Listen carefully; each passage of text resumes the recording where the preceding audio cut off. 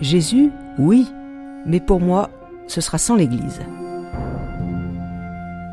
Filer dans sa paroisse pour exiger expressément que son nom soit rayé définitivement des registres de baptême, le geste est radical, il n'est pas nouveau, mais se multiplie ces derniers temps.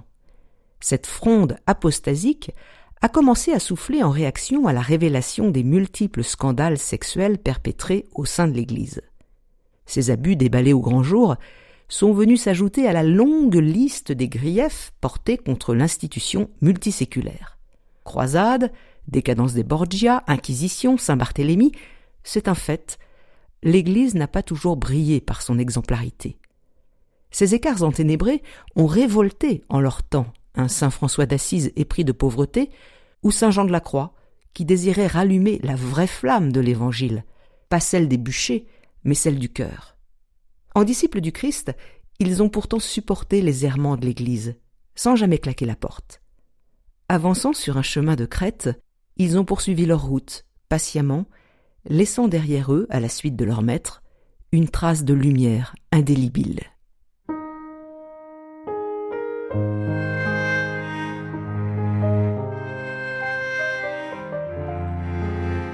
L'Esprit Zindel, un podcast pour penser l'homme et Dieu autrement.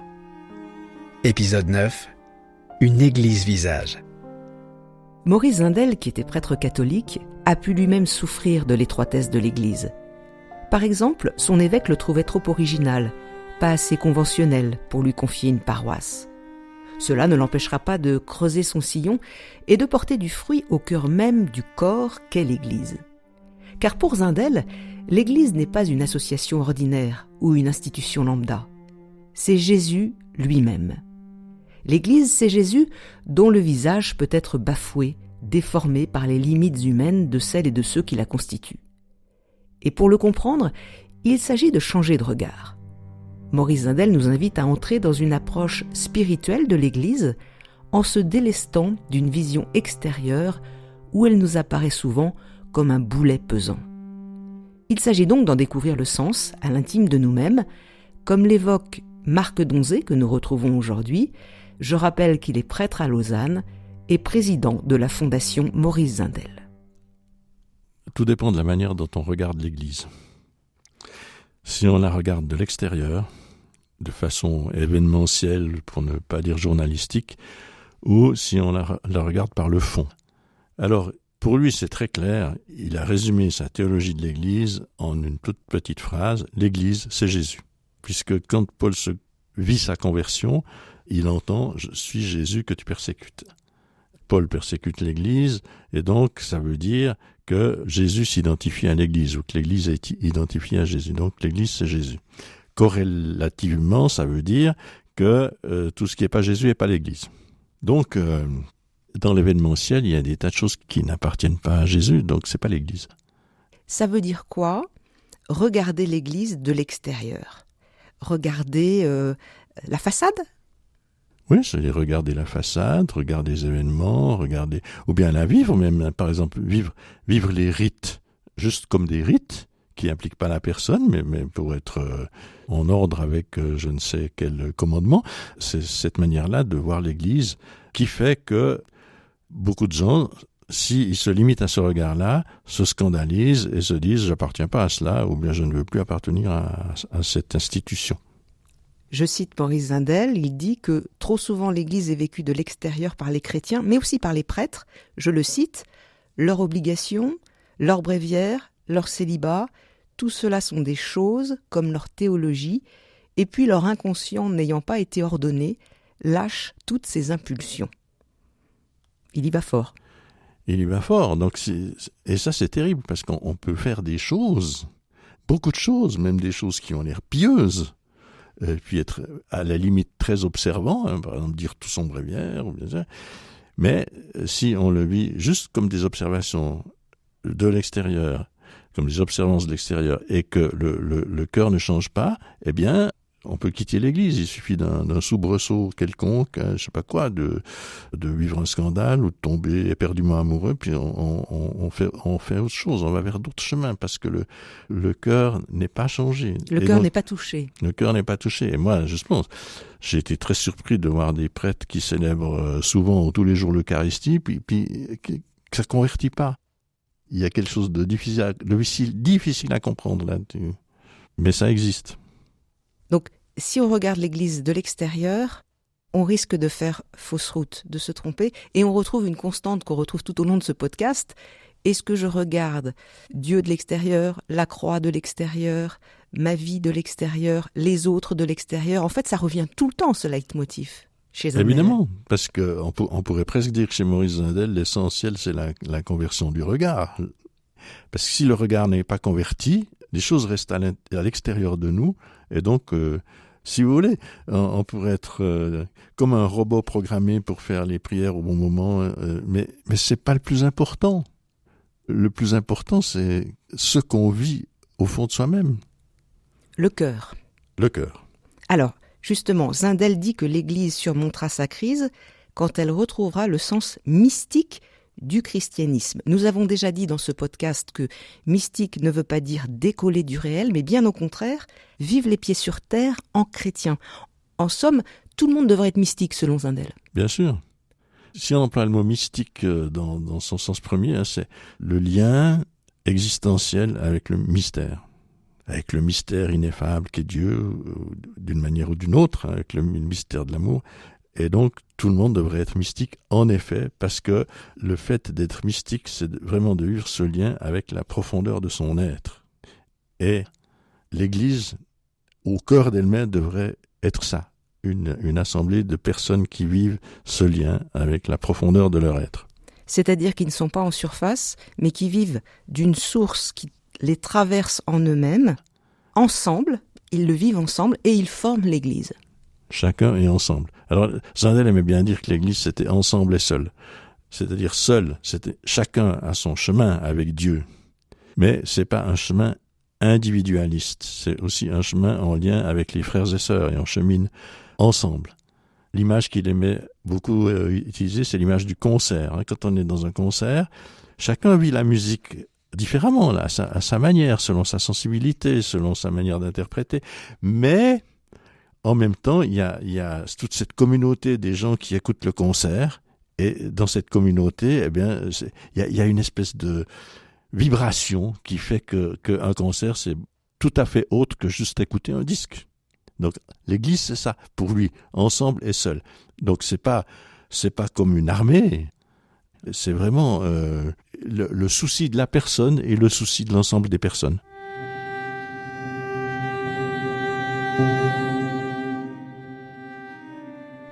Ah, l'Église. Il ne faut pas la situer en dehors de nous, comme un corps étranger, comme une institution à laquelle nous serions soumis. L'Église, c'est nous-mêmes. C'est nous-mêmes dans notre être, dans toutes nos conduites, dans toute notre vie, dans toutes les manifestations de notre existence, car nous sommes tous les sacrements vivants du Seigneur. La vie prend ainsi toutes ces dimensions de grâce, de lumière, de liberté et de générosité. Ah, s'imaginer qu'on ne compte pas, se fabriquer un complexe d'infériorité en disant « Mais quoi, personne n'a besoin de moi ?» Au contraire, tout le monde a besoin de nous, tout le monde. Nous sommes irremplaçables dans ce circuit d'amour, nous sommes un chaînon nécessaire. Et la vie du Seigneur ne peut circuler dans le corps de toute l'humanité, au siècle des siècles, qu'avec le consentement de notre amour et la transparence de notre vie.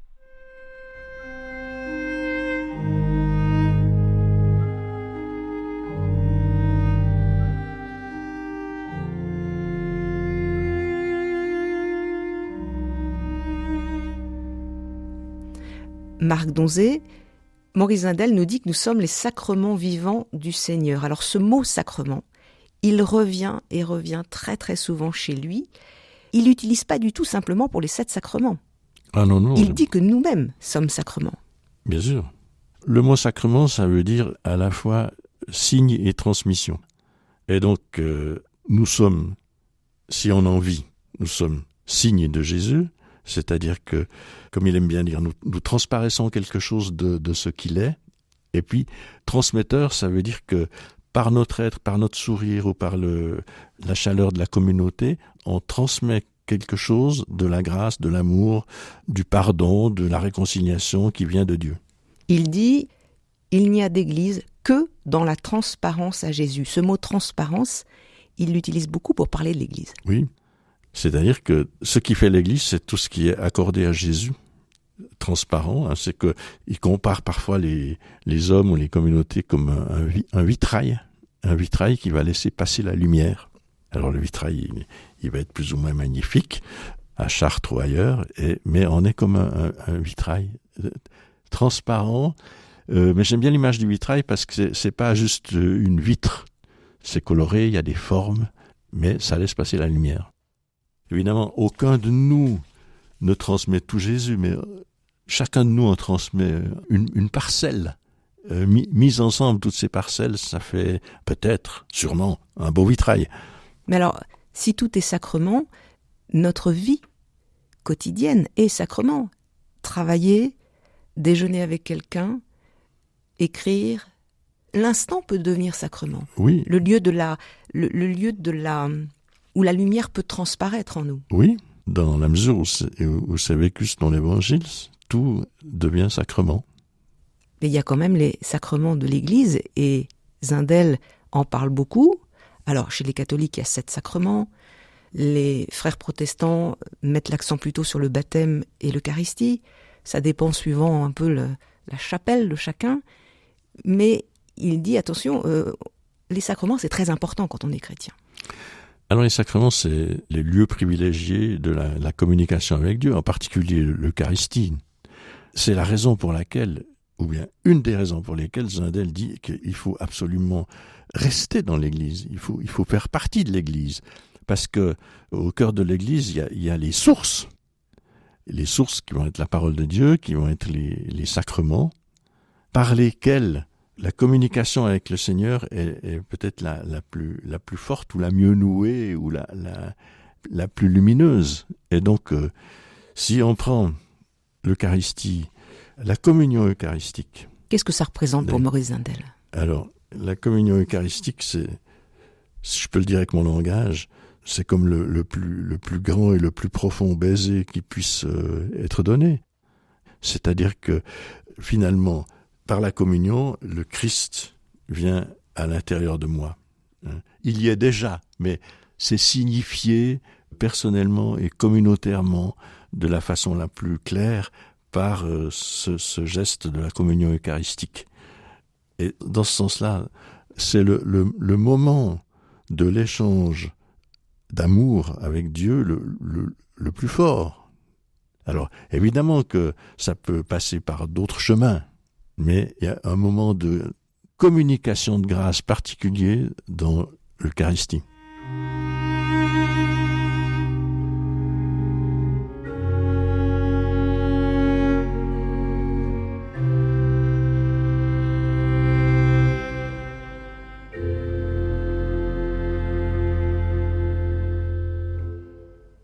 Marc Donzé, Maurice Zindel place l'Eucharistie au cœur du christianisme, mais il dit qu'on ne va pas communier pour soi, qu'on ne peut jamais posséder son petit Jésus, qu'on ne peut pas enfermer le bon Dieu dans une boîte pour qu'il soit bien à nous, ça serait de l'idolâtrie, mais que la communion engage tout l'univers. Donc, il n'y a pas une chosification. Ah, pas du tout, non. Et il y a la nécessité d'être en communion avec tout l'univers, avec tous les hommes, de porter la présence et le souci de tous les hommes avec soi quand on va communier. C'est d'ailleurs ce que dit saint Paul déjà dans la première épître aux Corinthiens, qu'on doit discerner le corps quand on communie à Jésus. Et il joue sur les mots, parce que le corps, c'est pas uniquement le corps ressuscité de Jésus, c'est tout le corps qui est l'Église. Et donc, la communion ne saurait jamais, pour Maurice Zindel, être juste une communion privée. C'est c'est un mot épouvantable. Comme il n'y a pas de messe privée, ça n'a pas de sens. Ça n'a pas de sens, non. Une messe a toujours une dimension universelle. Et donc, forcément, elle doit être ouverte. Quand j'ai lu Maurice Zindel, j'ai pensé à Françoise Dolto, parce que Françoise Dolto dit qu'il y a beaucoup d'enfants qui ont été un peu perturbés, pour le dire le moins brusquement possible, par des phrases qu'on disait au catéchisme, par exemple, il ne faut pas croquer l'hostie parce que tu vas faire mal à Jésus, des choses incroyables quand on les écoute aujourd'hui. Et je me suis dit, mais au fond, ils disent la même chose. Si on est dans une vision extérieure complètement chosifiante de l'hostie, on en arrive à des phrases pareilles. Oui, alors une vision chosifiante de l'hostie, c'est une hérésie. Et Zindel y insiste beaucoup que la présence du Christ dans l'hostie, c'est une présence spirituelle.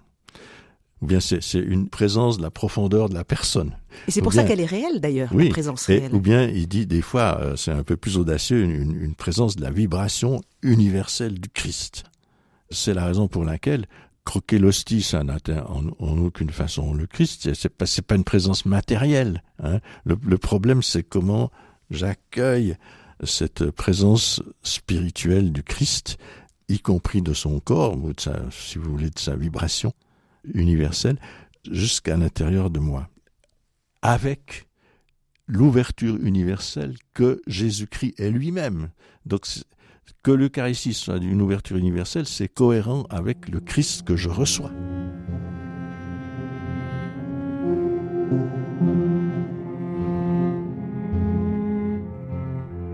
Qu'importe la cathédrale ou la chaumière, la cabane de bambou ou l'autel dressé en plein vent, ce qui est essentiel, c'est ce rassemblement universel, cette présence à toute l'histoire, à toute l'humanité. C'est cette prise en charge de l'univers parce que toutes les cathédrales du monde ne sont que poussière s'il ne se construit pas en nous le sanctuaire vivant de la divinité. Et nous renierions le Christ si nous enfermions le sacré dans un bâtiment extérieur à nous-mêmes pour laisser la vie désacralisée, profanée, parce que retirée à la lumière et à la présence de Dieu.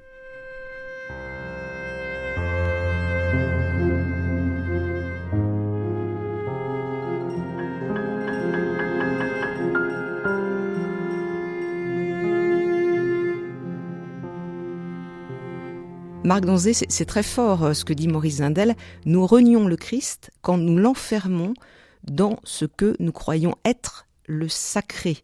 Donc avec Jésus-Christ, la frontière entre sacré et profane est abolie. On n'est plus sur ce registre du sacré archaïque. Absolument. Alors je pense que le mot sacré pourrait être dans ce sens-là un peu aboli aussi. Ou bien, il faut dire avec Zindel, tout est sacré. Tout est pénétré de la présence de Dieu. Ce qu'on disait sur le sacrement, tout peut être sacrement. Dieu est coprésent à tout. Alors c'est-à-dire que si tout est sacré, tout est digne de respect. D'abord, toute personne est digne de respect, et puis tout devrait être digne de respect. Par exemple, la surexploitation de la nature, c'est une atteinte au fait que tout est sacré. Dans ce sens-là, Maurice Zindel était, d'une certaine manière, très égalitaire, on peut dire. Par exemple, il disait « Je m'agenouille devant le pape », on faisait comme ça à l'époque, mais je m'agenouille tout autant devant la personne qui lave les pavements dans les musées du Vatican. Hein, voilà. Ou bien, il disait, évidemment qu'avec un sens extrêmement fort de la communion eucharistique, il reçoit le Seigneur dans l'Eucharistie, mais il dit qu'il mange sa soupe aussi avec un infini respect.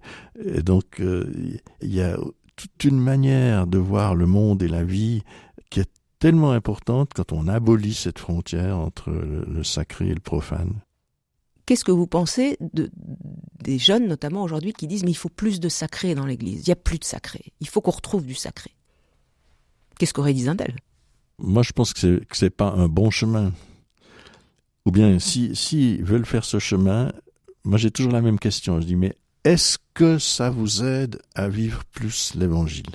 Est-ce que ça vous aide à être plus dans une communion de cœur, d'amour, de lumière avec Dieu ? Et avec tous les frères et sœurs en humanité, pas que avec Dieu. Pour moi, c'est ça la vraie question. C'est pas la manière de faire les rites. Il faut toujours voir les choses par le fond ou par l'intérieur, parce que on peut sombrer dans un ritualisme extrême et puis sortir de ce ritualisme extrême dans la vie de tous les jours et être totalement incohérent avec le fond de ce qu'on a célébré à l'Eucharistie.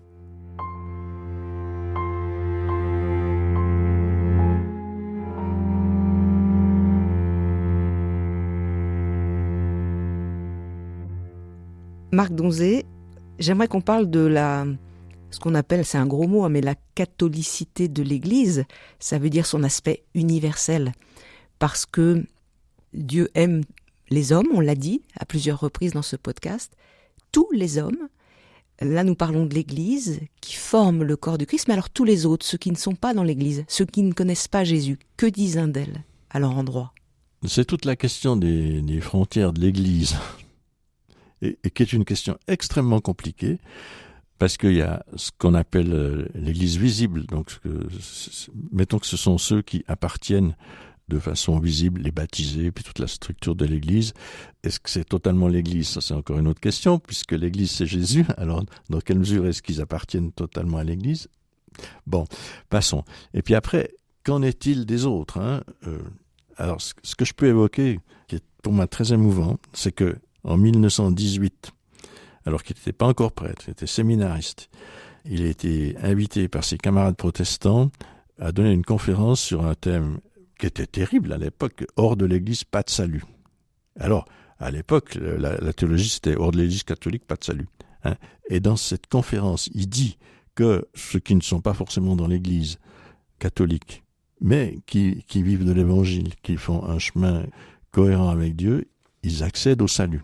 Et puis, il va même jusqu'à dire, et ça c'était inouï à l'époque, que ceux qui, par leur situation historique et géographique, n'ont pas la moindre idée de qui peut être Jésus, si ils vivent d'une manière ou d'une autre des chemins d'amour et de la lumière, ils accèdent au salut. Ça veut dire, alors accéder au salut, ça veut dire accéder à une forme de communion avec Dieu, dans cette vie, puis même au-delà de cette vie.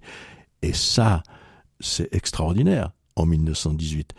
Et donc, ça montre que les frontières de l'Église, invisibles, comme on dit parfois, elles sont aussi larges que l'humanité, et qu'il n'y a que ceux qui auraient rejeté totalement et volontairement toute forme d'amour et de lumière qui seraient en dehors. Mais moi, je me suis toujours demandé si c'était vraiment possible un rejet aussi total.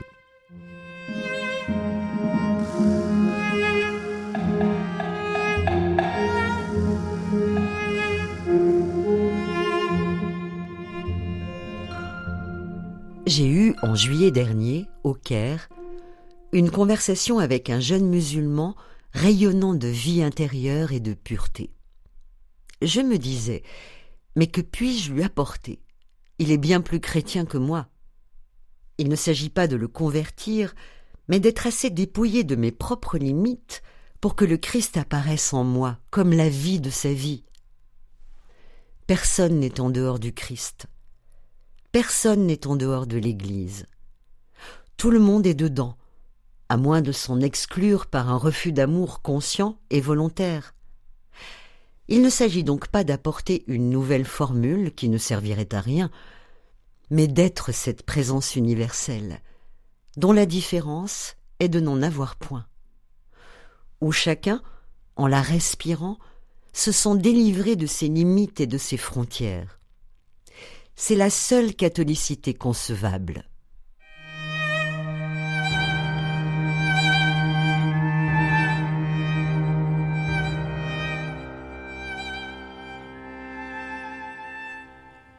Marc Donzé, on peut donc vivre en Christ sans le savoir. Oui, c'est pour ça qu'un des grands théologiens du XXe siècle, qui s'appelle Karl Rahner, a parlé du christianisme anonyme.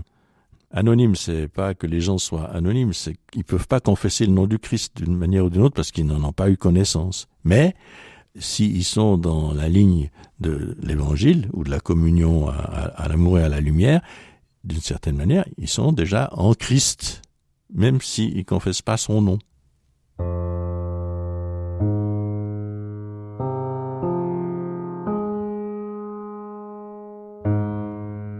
Merci à Marc Donzé qui publie chez Paroles et Silence l'ensemble des œuvres complètes de Maurice Zindel. Il est aussi l'auteur de Prier 15 jours avec Maurice Zindel aux éditions Nouvelle Cité. Lecture Dominique Chenet, voix Hubert Artigue, musique originale Hugues Laurent, un podcast réalisé par Béatrice Soltner.